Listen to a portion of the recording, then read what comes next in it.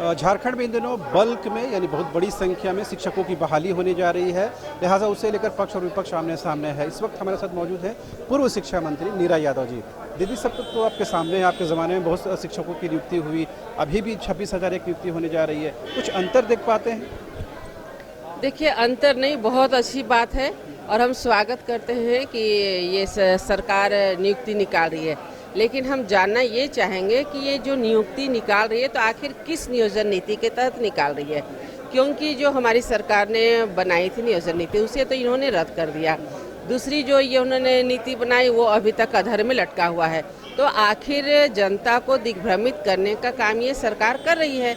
आज भोले भाले युवाओं को फंसा के उन्हें सपने दिखा करके फिर वो न्यायालय में चला जाएगा मैटर, तो फिर क्यों इस तरह के कार्य को कर रही है? अब ये कहना चाहिए आईवाश है, ये जो वैकेंसी नहीं केवल आईवाश है। देखिए, ये तो निश्चित रूप से आईवाश है और सच्चाई है कि हमारे युवाओं को आज दिग्भ्रमित किया जा रहा है, लेकिन युवा भी आज समझ रहे।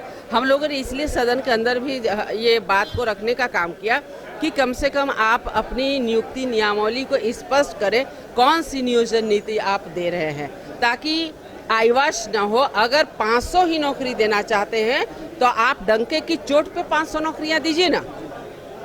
भले ही आपने 5 लाख कहा था, आप दिए नहीं, आप 500 ही दीजिए, हम लोग संतुष्ट हैं, लेकिन नियम संगत आप दीजिए ताकि वो न्यायालय में जाके अधर में ना लटके। आपके टाइम में पारा शिक्षकों का इशू जो था, पारा टीचर्स का जो इशू था वो हल नहीं हो पाया था, इस सरकार ने किसी तरह उसको हल किया। लेकिन कल जो आपने देखा होगा कि जो परीक्षा हुई पारा शिक्षकों को लेकर के, उसमें शिक्षकों ने ये आरोप लगाया कि सरकार की मंशा नहीं है कि उनको 10% इंक्रीमेंट दे। ऐसे क्वेश्चन सेट किए गए जो वो हल करने की स्थिति में नहीं है। देखिए, एक बात सच्चाई बोले, सच्चाई तो ये है कि सरकार की मंशा ही नहीं है किन्हीं को कुछ देने की। पारा शिक्षकों की बात हो या तो अनुबंध कर्मियों की या किन्हीं की भी बात आप कर लें, ये तो 4 साल तक आईवाश करते रहे। मानदेय बढ़ोतरी तो जितनी हमारी सरकार ने किया था उससे ज़्यादा कोई भी अब तक नहीं कर पाया है, न करेगा। पारा शिक्षकों का एक ही डिमांड था, एक मांग वेतनमान। तो क्या ये सरकार वेतनमान दे पाई है? अब उनको एग्ज़ाम ले रही है। अब एग्ज़ाम लेने के बाद पता नहीं, आप खुद ही देख लीजिएगा।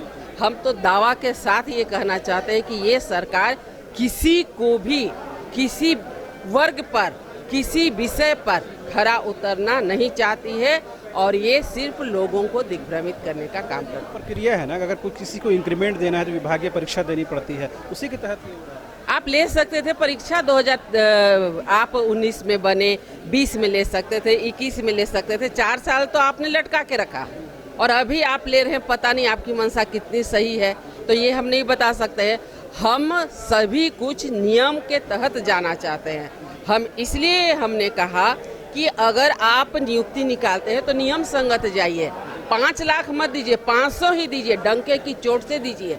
कम से कम हमारे युवा दिग्भ्रमित ना हो, उनका सपना टूट न जाए, वो अधर में न लटके, न्यायालय में न अटक के रह जाए। तो आप ऐसा काम क्यों करते हैं? आपको अधिकार है सदन से पास करके कि आप जो चाहें कर सकते हैं, फिर अपने अधिकारों का इस्तेमाल क्यों नहीं करते? आपके टाइम में जो जेटेट की परीक्षा हुई इसके बाद नहीं हुई, आपको लग रहा है कि अभी सीटेट को शामिल कर देना चाहिए जो परीक्षार्थी शामिल होना चाहते हैं? देखिए, निश्चित रूप से अभी जो स्थिति है कि आज बेरोजगारों की संख्या काफ़ी ज़्यादा है और अगर यहाँ पर उनके लिए साल में कम से कम, देखिए सिस्टम तो है कि टेट साल में 2 बार होना चाहिए, लेकिन एक बार ही मात्र हो पाया। हमारे समय में भी एक बार हुआ था और अभी तक वो हो ही नहीं पाया। तो कहीं ना कहीं लगता है कि ये नहीं होने से आखिर जो हमारे बीएड करके अभ्यर्थी ऐसे ही घूम रहे हैं, तो एग्ज़ाम हो जाने के बाद में आज शिक्षकों की संख्या काफ़ी कम है। आप देख रहे होंगे कि फैकल्टी वाइज शिक्षक नहीं मिल रहे हैं। हमने बच्चों को कस्तूरबा गांधी की ही बात करें तो +2 तक ले गए, 8 क्लास पहले चलता था, उससे आगे बढ़ाते बढ़ाते +2 तक गए। केवल आर्ट्स की पढ़ाई होती थी, उसमें कॉमर्स और साइंस को भी ऐड किया गया।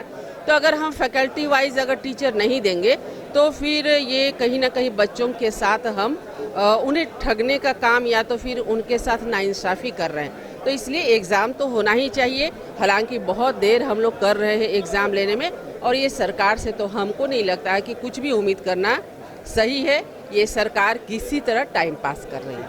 तो आपने सुना, ये थी पूर्व शिक्षा मंत्री और वर्तमान में बीजेपी के विधायक नीरा यादव, जिन्होंने साफ तौर पर कहा कि सरकार वैकेंसी देकर नहीं आ रही है, बल्कि सिर्फ जो युवाओं को, बेरोजगार युवाओं को कहीं न कहीं उनको आह्वाश कर रही है।